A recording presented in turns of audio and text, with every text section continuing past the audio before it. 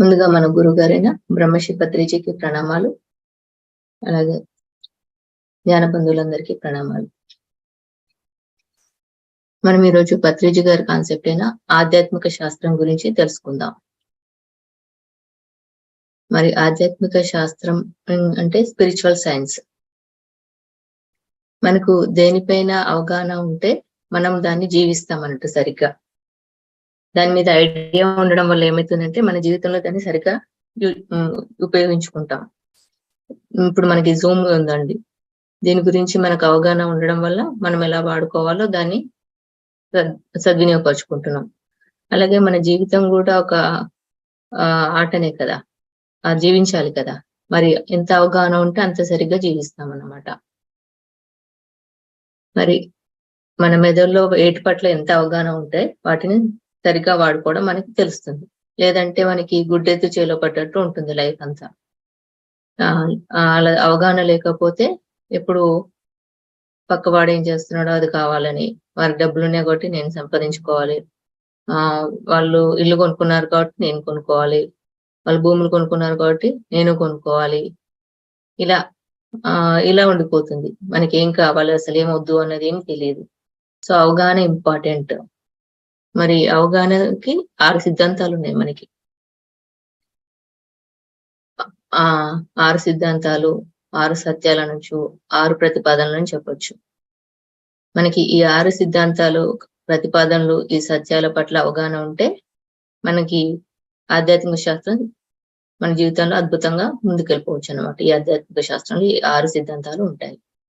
1 ఆత్మ సిద్ధాంతము, 2 పునర్జన్మ సిద్ధాంతము, 3 కర్మ ఫలాల సిద్ధాంతము, 4 పురోగమన సిద్ధాంతము, 5 యోగ సిద్ధాంతము, 6 అనేక సిద్ధాంతం. ఈ అవగాహన, వీటి గురించి తెలపడమే ఆధ్యాత్మిక శాస్త్రము. మరి ఆత్మ సిద్ధాంతాలకి మరి ఈ సిద్ధాంతాలు తెలుసుకునే ముందు మరి ఆత్మజ్ఞానం, ఆత్మశాస్త్రం అంటే ఏంటి, అసలు స్పిరిచువల్ సైన్స్. మరి ఒకనొక బుద్ధుడు కానీ, కృష్ణుడు కానీ, వీరందరూ స్పిరిచువల్ సైంటిస్టులు. వారెంతో వారు జీవితాన్ని పట్ల రీసెర్చ్ చేసి సత్యాన్ని కనుక్కొని ముందుకెళ్ళిన వారు, ఊరికనే లేరు. సో ఈ స్పిరిచువల్ సైన్స్ వల్ల ఎంతో అద్భుతంగా ఉంటుంది. మరి పక్కవాడు డబ్బులు ఉన్నాయి కాబట్టి మనం తెచ్చుకుందాం అనుకుంటాం, కానీ పక్కవాడు జీసస్ అయ్యాడు కాబట్టి మనం అవుదాము, రమణ మహర్షి అయ్యారు కాబట్టి మనం అవుదామని ఎందుకు రావట్లేదు? ఈ సిద్ధాంతాలు తెలియకపోవడం వల్ల, గుడ్డెత్తి చేలోబడ్డట్టు ఉండడం వల్ల. మనం ఆ గుడ్డెత్తి చేలోబడ్డట్టు ఉండకుండా ఉండడానికి ఈ 6 సిద్ధాంతాల మీద మనకు అవగాహన ఉండాలన్నమాట. మరి ఈ ఆధ్యాత్మిక శాస్త్రంలో ఎలా ఉంటుంది? సన్యాసం తీసుకోవాల్సిన అవసరం లేదు. మనం ఇంట్లోనే ఉంటూ, మనతో మనం ఉంటూ, మన చుట్టుపక్కల అన్నిటితో బాగుంటూనే ఈ ఆధ్యాత్మిక శాస్త్రం గురించి అవగాహన ఉండాలన్నమాట. మొదటిది ఆత్మ సిద్ధాంతము.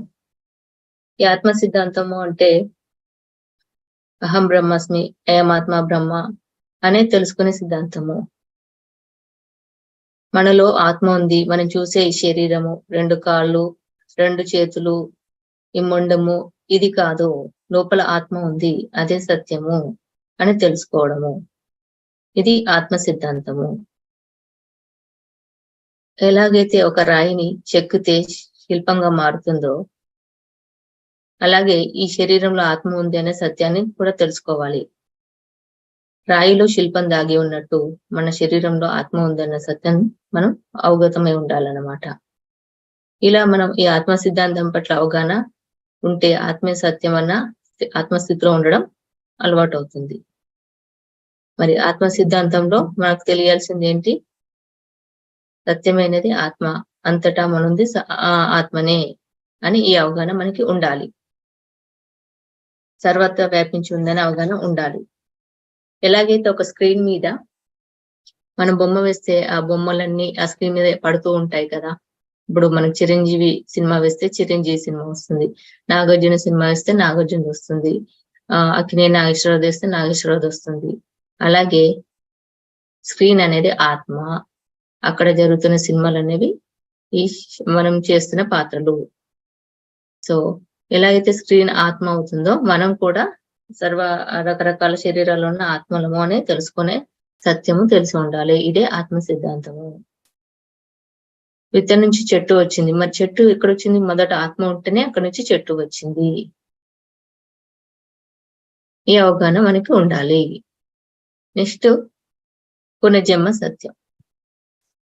ఆత్మ సత్యం తెలుసుకున్నాక పునర్జన్మ సత్యం తెలుసుకోవాలి. ఈ పునర్జన్మ సత్యం ఏంటి? ఫస్ట్ ఆత్మ అనేక ఆత్మలోకాల్లో నుంచి వచ్చిన తర్వాత అనేక ఆత్మలు ఒక బిందువులా మారుతాయి అన్నమాట. బిందువులాగా మారి మొదటగా ఈ చంద్రుడు, సూర్యుడు, నక్షత్రాలు అంతటా ఆత్మని అది బిందువులా మారి జీవిలోకి ఎంటర్ అయినప్పుడు రకరకాల జన్మలు తీసుకుంటుంది. ఆ రకరకాల జన్మల గురించి ఆ సత్యం మనకు తెలుసుండే పునర్జన్మ. ఎలా? భువర్, సువర్లోక, జనాలోక, మహాలోక, తపోలోక, సత్యలోక, ఇలా రకరకాల సృష్టి రచన ఉంది కదా. ఎలాగైతే మన ఆత్మ మూల చేతన నుంచి విడిపడి ఎన్నో కోటాను కోట్ల ఆత్మలుగా విభజించబడుతుందని మనం తెలుసుకున్నాం. ఇలా విడిపడ్డ ఆత్మ తనంతాను తెలుసుకోవడానికి కర్మ పునర్జన్మలోకి ఎంటర్ అవుతుంది. ఎప్పుడైతే మనిషిలోకి ఎంటర్ అయినాక అది జన్మ పునర్జన్మ సిద్ధాంతాలోకి ఎంటర్ అవుతుంది.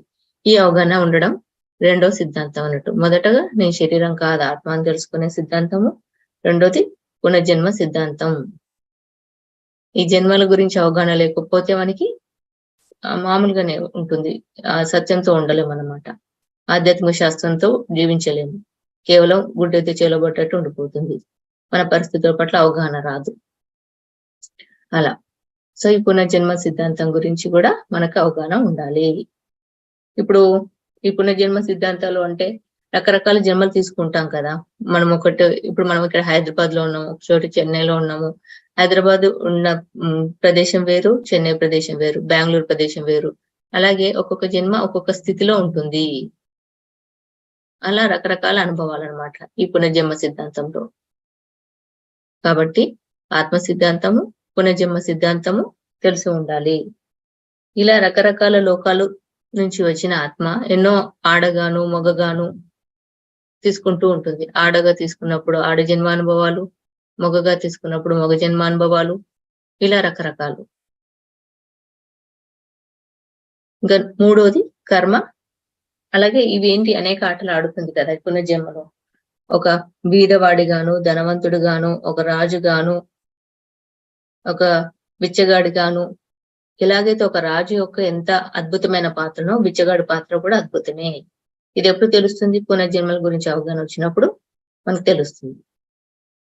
అంటే ప్రతి ఒక్క ఆట తీసుకోవడానికి వస్తూనే ఉంటాం. ఇప్పుడు ఎలాగైతే మనం ప్రతి సినిమా చూస్తాం కదా, మనము యాక్టర్స్ కమల్ హాసన్ కానీ చూడండి, స్పెషల్ ఎందుకయ్యాడు? చాలా భిన్నమైన ఎంచుకుంటాడు. అందరికి స్పెషల్ అనిపించుకోవాలని ఉంటుంది కదా. అలాగే మన ఆత్మ కూడా ఎంతో కొత్త అనుభవాలను తెచ్చుకోవాలని ఆతృతతో ఉంటుంది. అన్ని కొత్త కొత్త పాత్రలు వేస్తుంది అన్నమాట. అది మనం ప్రాపంచికంగా ఉంటే అర్థం కాదు. మనకు కొన్ని పాత్రలు నచ్చుతాయి ప్రాపంచికంగా. ఆత్మకి అన్ని పాత్రలు సమానమే, ఎందుకంటే అది అనుభవాలు జ్ఞానంగా తీసుకోవడానికి ఉంటుంది కాబట్టి ఆత్మస్థితిలో ఉండాలంటే మనకి ఆధ్యాత్మిక శాస్త్రం తెలిసి ఉంటేనే మన జీవితాన్ని సరిగ్గా సాగించగలము. అందుకే ఆత్మ సత్యం తెలుసుకోవాలి, ఆత్మ సిద్ధాంతం. నెక్స్ట్ పునర్జన్మ సిద్ధాంతం పైన అవగాహన ఉండాలి. ఒకే జన్మ ఉండదు, ఎన్నో జన్మలు తీసుకుంటామనే అవగాహన ఉండాలి. అలా ఎన్నో ఆటలు తీసుకుంటాం. ఇలా తర్వాత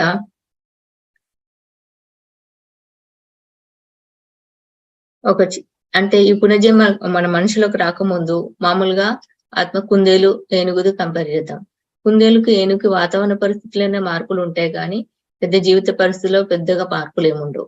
అదే మనిషిలోనే రకరకాల మానసిక స్థితులు ఉంటాయి కాబట్టి మనిషిలోనే ఈ మార్పులు చాలా పెద్దగా ఉంటాయి అన్నమాట. ఈ పునర్జన్మ సిద్ధాంతం అందుకే ఈ మనిషికి ఎక్కువ వర్తిస్తుంది వాటికంటే. సో ఈ పునర్జన్మ సిద్ధాంతం మనిషిలో రకరకాల పాత్రలు తీసుకోవడం వల్ల ఇవి మానవ దారికి ఎక్కువ తెలుసుకుంటుంది అనమాట ఈ అవగాహన. నెక్స్ట్ మనం కర్మఫల సత్యం తెలుసుకోవాలి. ఇంకా మనం కర్మలు చేయాలి, కర్మలు చేయకపోతే ఏం నేర్చుకోలేం కదా. మరి మనకు భగవద్గీతలో ఉంది, కర్మణ్యేవాధికారస్తే మా ఫలేషు కదాచన మా కర్మఫల హేతుర్భూ మాతే సంగోస్త కర్మని. అంటే నువ్వు కర్మలు చేయడానికి అర్హుడవు కానీ కర్మఫలం కాదు. అలాగని కర్మలు చేయకుండా ఉండకు. నేర్చుకోవాలి కాబట్టి కర్మలు చేస్తూ ఉండాలి. సత్కర్మలు మనం తెలుసుకుంటూ ఉంటాం. మొత్తం మనకి ఎన్నో జన్మలు తీసుకొని వచ్చాం. 250 నుంచి 400 జన్మల వరకు తీసుకొని వచ్చాం. మరి అన్ని జన్మలు అయ్యాక మొట్టమొదటగా శరీర స్థితిలోనే కర్మలు చేసుకుంటూ వస్తాం. మరి తమో లక్షణాలతో ఎన్నో జన్మలు తీసుకొని తమోలక్ష్య కర్మణాలు తీసుకుంటాం. ఆ తర్వాత రజో లక్షణాలతో తీసుకుంటాం. 250 నుంచి 400 జన్మలు ఇలా తీసుకుంటూ వచ్చిన తర్వాత అప్పుడు మనకు సాత్వికులకు ఎంటర్ అవుతాం. సో ఈ కర్మలు చేయడం వల్లనే మనకు అనుభవ జ్ఞానం సంతరించుకుంది మన ఆత్మలోకి. సో కర్మలు కర్మ ఫలాలు ఉంటాయి. మంచి చేస్తే మంచి కర్మ ఫలితాలు, చెడు చేస్తే చెడు కర్మ ఫలితాలు ఉంటాయి. సో ఏదనేది మన నిర్ణయం అయినప్పటికీ ఏ కర్మలు చేస్తే ఆ కర్మ ఫలితాలు ఉంటాయి అనేది సత్యము. అందుకే కర్మము కర్మ ఫలాల గురించి అవగాహన ఉండాలి. ఇది 3వ సిద్ధాంతము. మరి ఒకానొక ఆత్మ శైశవ స్థితిలో ఉంటుంది. ఫస్ట్ గా శైశవ స్థితిలో కొన్ని కర్మలు చేసుకొని తర్వాత బాల స్థితిలో వెళ్ళిపోతుంది. బాల స్థితిలో నుంచి యవ్వన స్థితికి వెళ్తుంది. యవ్వన స్థితి నుంచి ప్రౌఢ స్థితికి వెళ్ళి వృద్ధాత్మ స్థితికి వస్తుంది. మళ్ళీ ఈ జన్మ పునర్జన్మ సిద్ధాంతము కర్మ సిద్ధాంతం ఉన్నంత వరకు వెంటనే మళ్ళీ శైశవ స్థితికే వస్తుంది. ఇలాగే ఉంటుంది అనమాట. ఈ స్థితిలో ఉంటాయి. ఇక్కడే ఉన్న తర్వాత ఈ స్థితులన్నీ దాటిన తర్వాత విముక్త స్థితికి వెళ్ళిపోతుంది వృద్ధాత్మ అయిన తర్వాత. సో ఈ కర్మలు కర్మ ఫలాల సిద్ధాంతాల గురించి కూడా మనకు అవగాహన ఉండాలి. సో ఏ కర్మ చేస్తే ఆ కర్మ ఫలితాలు పొందుతాము. అందుకే మన యోగ పరంపరలో సాత్విక స్థితి దాటినాక జన్మ పరంపరలో కర్మయోగంలో వివరించడం జరిగింది. ABCD స్టేజ్గా మొదటగా మనకు నువ్వు మంచి చేయకపోయినా పర్వాలేదు కానీ చెడు చేయకు అని అలా కొన్ని జన్మలు తీసుకుంటాం. ఆ తర్వాత B స్టేజ్ లో నువ్వు మంచి చేస్తే నీకు మంచి వస్తుంది కాబట్టి మంచి చెయ్యు, నువ్వు మంచి ఫలితాలు పొందుతావు అని B స్టేజ్ లో. అలాగే నువ్వు కర్మలు చెయ్యు కానీ కర్మ ఫలితాలను వస్తుందా లేదా అని ఎదురు చూడకు. అంటే ఎందుకంటే నువ్వు మామిడి పండు విత్తనం పెడితే మామిడి చెట్టు వస్తుంది కదా, వేప చెట్టు ఎందుకు వస్తుంది? రాదు కదా. అలాగే నీ నీడ నీతోటి వస్తుందా లేదా ఊరికే వెనకకెళ్ళి చూడలేవు కదా, చూడాల్సిన అవసరం లేదు కదా, నీకు అంత అవగాహన ఉంది కదా నీ నీడ నీతోటే వస్తుందని. అలాగే కర్మలు కూడా కర్మ ఏం చేస్తే ఆ కర్మ ఫలితాలు వస్తాయి అన్న అవగాహన మనకు తెలిసి ఉండాలి. అది కూడా ఎన్ని రకాల కర్మలు ఉంటాయి, రకరకాల కర్మలు ఉంటాయి, అవి కూడా అనుభవ జ్ఞానం కోసమే తెచ్చుకుంటాము అన్న అవగాహన మనకు ఉండాలన్నమాట. ఈ కర్మలు కర్మ ఫల సిద్ధాంతం గురించి ఇది అవగాహన ఉండాలి. మనం రీసెంట్ గా చెప్పుకున్నాం మంచి కర్మలు చెడు కర్మలు సత్య కర్మలని. అలా అంటే మెల్లిమెల్లిగా తెలుస్తుంది ఇది. ఈ కర్మలు కర్మ ఫలితాల సిద్ధాంతాలు విన్నాక నెక్స్ట్ పురోగమన సిద్ధాంతము. ఆత్మ ప్రతి జన్మలో పురోగమిస్తుంది కానీ తిరోగమనమే ఉండదు. అది స్లోగా ఉండొచ్చు, ఫాస్ట్ గా ఉండొచ్చు, తర్వాత సంగతి, కానీ తిరోగమనం అయితే ఉండదు. ప్రతి జన్మకి పురోగమనమే ఉంటుంది. ఇప్పుడు ఎగ్జామ్ రాశారు, అందులో 30 మార్కులు పాస్ అనుకుందాం, 10 మార్కులు వచ్చాయి. నీకు అంతకుముందు ఏమీ తెలియదు కదా, 10 మార్కుల వరకు పురోగమనం చెందినావు కదా. 30 మార్కులు రాలేవు కాబట్టి పురోగమనం చెందలేదు అనుకోద్దు. అంటే నువ్వు 0 నుంచి 10కి అయితే వచ్చావు కదా, ఎంతో కొంత పురోగమనం లేకుండా ఉండదు ప్రతి జన్మకి. అంటే ఈ పురోగమనం అంటే ఈ అనుభవాల పుట్టతోటే పురోగమనం వస్తుంది. అందులో పేర్లు చూస్తుంటే ఎన్ని ఉంటాయి, అది ప్రాపంచికంగా తీసుకుంటాం, కానీ ఆత్మపరంగా అవన్నీ అనుభవాలు. ఇదే పురోగమనం అంటారు అన్నట్టు. ఒక అమర అనే ఋషి, అతను మహర్షి ఉన్నప్పుడు అతని దగ్గరికి చాలా మంది, ఆయనకి గాడే విజన్స్ ఉన్నాయి, చాలా మంచి చెప్తాడు, నేను చాలా మంది ఆయన చుట్టూ చేరేవారు అన్నట్టు డౌట్స్ అడగడానికి. అప్పుడు అతని దగ్గరకు వచ్చి ఒకతను నాకు ఇంటర్వ్యూ ఉంది, నేను అక్కడికి వెళ్ళాలా వద్దా అని అడుగుతారు అన్నట్టు. నాకు వస్తుందా జాబు అని అడుగుతాడు. ఆయన ఏం చెప్పాడు ఫస్ట్, కానీ ఇంటర్వ్యూ అటెండ్ అవ్వ అని చెప్తాడు అన్నట్టు. సరే నేను వెళ్ళిపోతాడు. వెళ్ళిపోయాక మిగతా వాళ్ళకి చెప్తాడు అతనికి ఆ జాబ్ రాదు అని. మరి అతనికి ఎందుకు చెప్పలేదు, వెళ్ళేవాడు కాదు కదా అంటే, మరి ఆ ఇంటర్వ్యూ అనే అనుభవం ఆయనకు అవసరము, ఆయన వెళ్ళాల్సింది. సో ఈ అనుభవాలు లేకుండా మనము ఆత్మకు ఊరికనే ఉండదు, ఆత్మ అనుభవం కోరుకుంటుంది.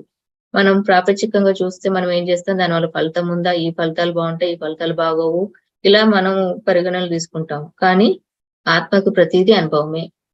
అది బిచ్చగాడు ఎత్తినా అందులో అనుభవమే, ఒక జమీందారు ఎత్తినా అదే అనుభవమే. మళ్ళీ ప్రతి దాంట్లో పురోగమనమే ఉంటుంది. ఇప్పుడు మనకు చదువుకున్న వాళ్ళకి ఇన్ని బుక్స్ అయితే బాగుంటాయి అనుకుంటాం కదా, ఆ బుక్ చదవాలి, ఈ బుక్ చదవాలి అని. ఇదే బుక్ బాగుంటది, ఈ బుక్ బాగుండదు అని ఉండదు. ఈ బుక్ లో ఏం స్పెషల్ ఉందో ఇందులో ఇది ఇంకో రకంగా స్పెషల్ ఉందని మనకు తెలుసు. ఎందుకంటే వాటి పట్ల అవగాహన ఉంది చదివే వాళ్ళకి. సో ఈ బుక్ లో ఎంత స్పెషల్ ఉంది, ఆ బుక్ లో ఇంకో రకమైన స్పెషల్ ఉంది. ఈ జ్ఞానము బాగుంది, ఆ జ్ఞానము బాగుంది, ఈ నాలెడ్జ్ బాగుంది, ఆ నాలెడ్జ్ బాగుంది అని తీసుకుంటాం. అలాగే ఆత్మకి దానిక వేద ఇలా అని చూడదు. ఈ నాలెడ్జ్ అనుభవం బాగుంది పేద, అలాగే జమీందారుది బాగుంది, ఒక పిరికివాడిది బాగుంది, ఒక ధైర్యవంతుడి బాగుంది, ఇలా తీసుకుంటుంది ఆత్మ. అయితే పురోగమనమే ఉంటుంది కానీ తిరోగమనం ఉండదు.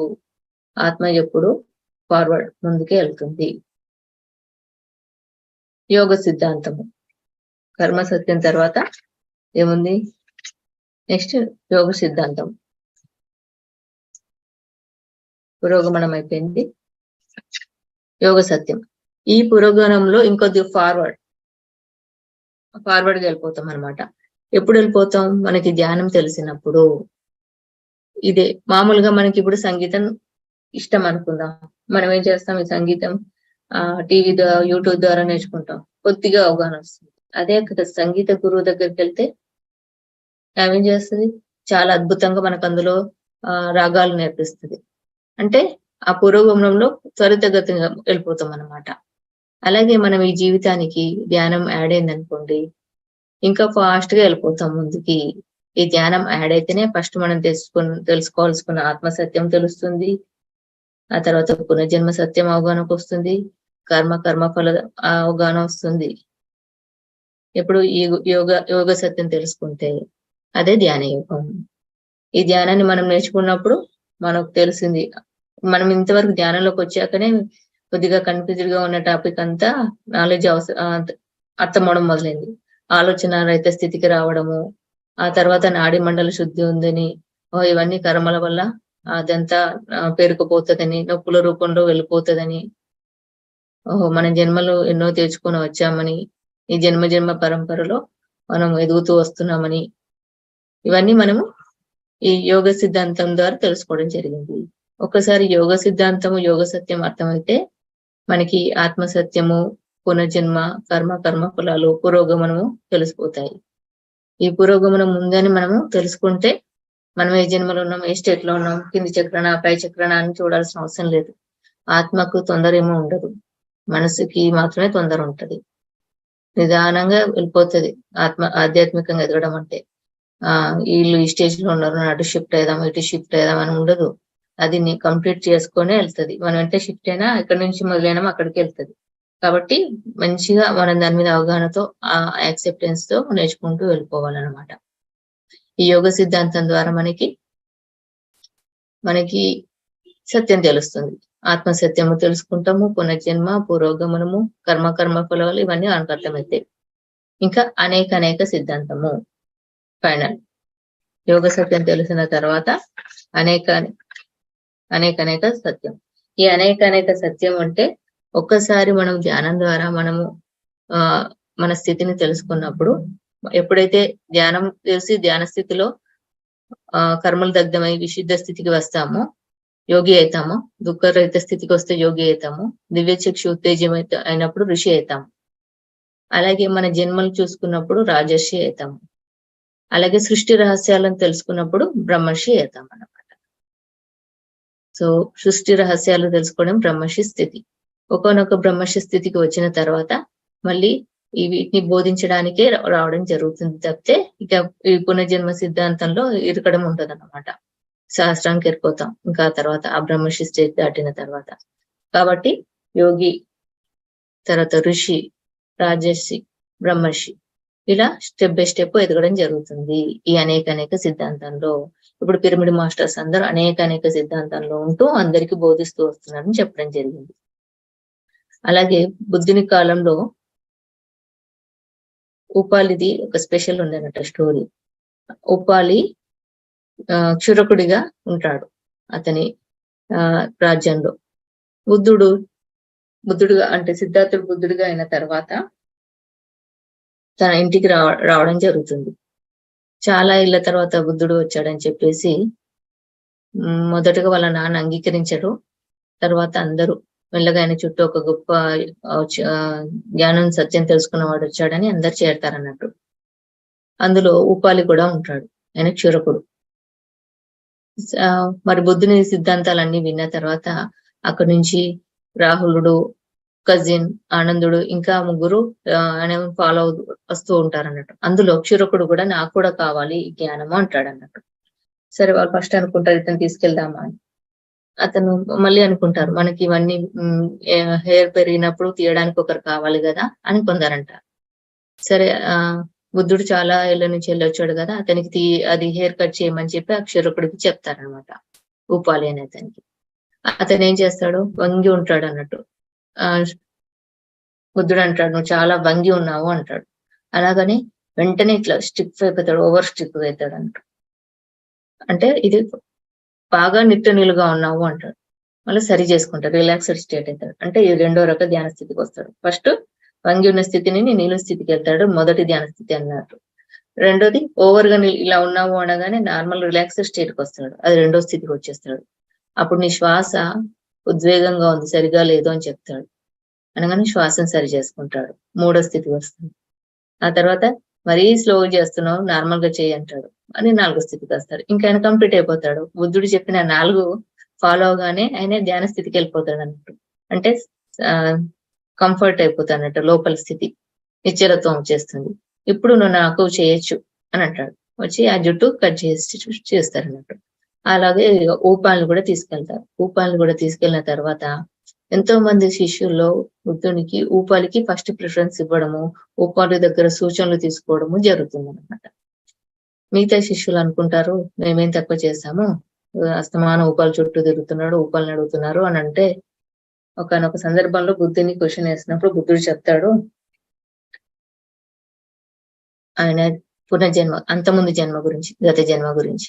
ఒక జన్మలో బుద్ధుడు రాజుగా ఉన్నప్పుడు అక్కడ బ్రాహ్మణ పండితుడు అనంటే ఊపాలి. అయితే ఆ బ్రాహ్మణ పండితుడు రాజు మంచి ఫ్రెండ్స్ గానే ఉన్నప్పటికీ తర్వాత కొన్ని రోజుల తర్వాత రాజు యొక్క పేరు ప్రఖ్యాతలు ఇవన్నీ, డబ్బు ఇవన్నీ చూసి ఆ ఊపాలికి తను కూడా కావాలనిపించి అతని దగ్గర ఏదో దొంగిలిస్తాడు అనమాట. దొంగిలించిన తర్వాత అతని బుద్ధికి అలా చేసినందుకు నచ్చక నేను ఇంత పని చేశాను అని చెప్పేసి క్షమించమని రాజుకి చెప్పేసి వదిలేసి తపస్సు చేసుకోవాలి, ధ్యానం చేసుకోవాలని వెళ్ళిపోతాడు అన్నట్టు. ఆ పరిస్థితి నుంచి ఆయనకు మార్పు తెచ్చుకోవాలనేసి, ఇలా ఎందుకు చేశాను అనేసి. అలా ధ్యానం చేసి జ్ఞానోదయం అవుతుంది ఆ బ్రాహ్మణుడికి. ఈ విషయం అంతటా స్ప్రెడ్ అయిపోయి రాజు పక్కకుండా క్షురకుడికి తెలిసి క్షురకుడు కూడా జ్ఞానోదయం కావాలని చెప్పి ఆ బ్రాహ్మణుడి దగ్గరికి వెళ్తాడు అన్నట్టు. అతను కూడా జ్ఞానోదయుడు అవుతాడు. అప్పుడు బుద్ధునిగా ఉన్నాడు కదా రాజు, ఆ బుద్ధుడు అప్పుడు రాజుగా ఉన్నాడు కదా, ఆ రాజు మరి నా పక్కన పనిచేసే క్షురకుడికి అయినప్పుడు నాకెందుకు కాదు జ్ఞానోదయం అని చెప్పేసి నేను కూడా బ్రాహ్మణుడి దగ్గరికి వెళ్తాను వెళ్ళి ఉంటాడు అన్నట్టు. అక్కడ ఆయన కూడా నాలెడ్జ్ తీసుకొని జ్ఞానోదయం అవుతుంది. ఆ బ్రాహ్మణుడే ఇప్పుడు ఉపాలిగా ఈయన పక్క క్షురకుడిగా ఉన్నాడు. సో అతనికి ఎంతో జ్ఞానం ఉందన్నమాట. ఎందుకంటే బుద్ధుని సంఘంలో కొందరు ఆడవాళ్ళు కూడా చేరారు, వాళ్ళకి ఎలా ఉండాలి, అక్కడ వాళ్ళకి ఏం ప్రొవైడ్ చేయాలి, రూల్స్ ఎలా పెట్టాలి, ఇవన్నీ కొద్దిగా అవగాహన ఉంది కాబట్టి అతని దగ్గర సలహాలు సూచనలు తీసుకోవడం జరుగుతుంది అనమాట. ఈ విషయం తెలిసి అప్పుడు శిష్యులు నార్మల్ గా అవుతారన్నమాట. అంటే ఇది ఎట్లా తెలిసింది, అనేక సిద్ధాంతాలు, ఎన్నో లోకల సృష్టి రహస్యాలు తెలుసుకున్న వాళ్ళు, గత జన్మలు తెలుసుకున్న వాళ్ళకే తెలుస్తుంది. ఇన్ని సిద్ధాంతాలు మనకు అవగాహన ఉంటే మన జీవితాన్ని చాలా అద్భుతంగా ఉంటుంది. అంటే మొదట తెలియాలంటే మనకు యోగ విద్య అయినా ధ్యాన విద్య మన జీవితంలో ఉండాల్సిందే. ఇదే స్పిరిచువల్ సైన్స్. ఈ స్పిరిచువల్ సైన్స్ మన జీవితంలో ఉంటే మనకి ఆత్మ సిద్ధాంతం తెలుస్తుంది, పునర్జన్మ సిద్ధాంతం అవగాహన వస్తుంది, పురోగమనమే ఉంటుంది, మన జీవితంలో తిరోగమనం ఉండని తెలిసిపోతుంది, కర్మ ఫలాల గురించి తెలుస్తుంది, అలాగే యోగ సత్యము తెలుస్తుంది. ఇంకా అనేక సిద్ధాంతాలు అవగాహనకు వస్తాయి. 1 by 1 ఉందని మనకు అవగాహన వస్తాయి. మరి ఈ ఆధ్యాత్మిక శాస్త్రం తెలిసి ఉంటే మన జీవితాన్ని చాలా అద్భుతంగా ఉంటాం. కాబట్టి ఇవే 6 సిద్ధాంతాలు, 6 ప్రతిపాదనలు అని పత్రిక గారు చెప్పారు. ఆధ్యాత్మిక శాస్త్రం అనే బుక్ లో. మరి ప్రతి ఒక్కరు ఈ ఆధ్యాత్మిక శాస్త్రంలో 6 సిద్ధాంతాల పట్ల అవగాహన ఉండాలి అని చెప్పారు. సో ఇది masters. Thank you so much.